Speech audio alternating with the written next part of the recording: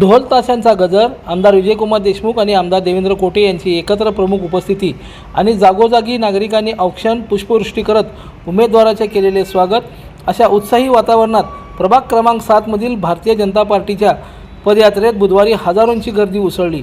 आमदार विजयकुमार देशमुख आणि आमदार कोटे यांच्यामुळे भाजप पदाधिकारी आणि कार्यकर्त्यांमध्ये प्रचंड उत्साह दिसून आला।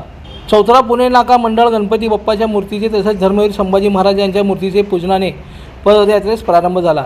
यावेळी आमदार विजयकुमार देशमुख, आमदार देवेंद्र कोटे, भाजप शहराध्यक्ष रोहिणी तडवळकर, पुरुषोत्तम बर्डे, प्रभाग 7चे निवडणूक प्रमुख श्रीकांत घाडगे, उमेदवार आनंद कोलारकर, पद्माकर काळे, उत्तरा बर्डे बचुटे, श्रद्धा पवार, भाजपच्या सरचिटणीस सुधा अळ्ळीमोरे, सतीश कुजळे, किरण पवार आदींची उपस्थिती होती।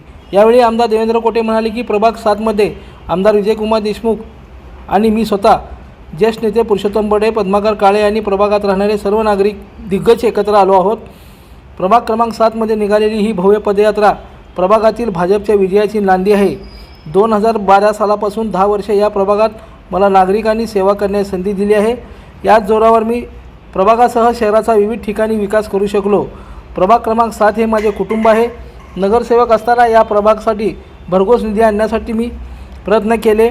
सध्या शहरात भारतीय जनता पार्टीचे 3 आमदार असून मुख्यमंत्री देवेंद्र फडणवीस आणि पालकमंत्री जयकुमार गोरे यांच्यामुळे सोलापूर शहराला भक्कम पाठबळ आहे। या जोरावर प्रभाग 7 सह शहरातील भरघोस निधी आणून शहराचा कायापालट करण्यास भाजप सज्ज आहे, असंही देवेंद्र कोटे म्हणाले। क्रमांक 7च्या भारतीय जनता पार्टीच्या विजयाची ही नांदी आहे। आज खऱ्या अर्थाने भारतीय जनता पार्टीच्या प्रचाराला या प्रभागामध्ये सुरुवात झालेली आहे। मी विशेषतः प्रभाग 7च्या सर्व नागरिकांना व मतदार बंधूंना विनंती करतो की 2012ला आपण सगळ्यांनी मला नगरसेवक म्हणून काम करण्याची संधी दिली। 10 वर्ष आपण या प्रभागाचं प्रतिनिधित्व करण्याची संधी दिल्यामुळंच मी शहरात विकासाची छाप टाकू शकलो। तुमच्या आशीर्वादाने मी आमदार झालो आहे। मी निश्चितच कुठल्याही मतदारसंघाचा आमदार म्हणून काम करत असताना प्रभाग क्रमांक 7 हे माझं घर आहे, माझं कुटुंब आहे, या भावनेतनं या प्रभागाचा विकास करण्याचा प्रामाणिक प्रयत्न केलेला आहे। नगरसेवक असताना इतके प्रभावी कामं केलोय। आता तर शहराला 3 आमदार आहेत, पालकमंत्री आहेत, मुख्यमंत्री आहेत। मी सर्व मतदारांना विनंती करतो।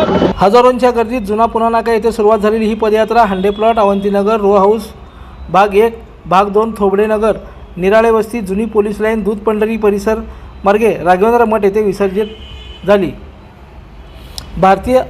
भाजप उमेदवाराने पदयात्रेचे भाजप उमेदवारांच्या पदयात्रेचे प्रभाग क्रमांक 7 मधील मतदारांनी जागोजागी उत्स्फूर्त स्वागत केले। नागरिकांनी घरासमोर रांगोळ्या तसंच फुलांच्या पायघड्या घातल्या होत्या। उमेदवारांचे औक्षण करत पुष्पवृष्टी करून आमदार विजयकुमार देशमुख, आमदार देवेंद्र कोटे आणि उमेदवारांचे स्वागत करण्यात आले। बुधवारी प्रभाग 7 मध्ये झालेल्या भाजपची प्रचंड मोठी पदयात्रा ही भाजपच्या प्रभाग क्रमांक 7 मधील विजयाची नांदी आहे, असं बोललं जात आहे। लोकदर्शन मराठी चॅनलला सबस्क्राईब करा, बेल बटनला क्लिक करा व लाईक करायला विसरू नका।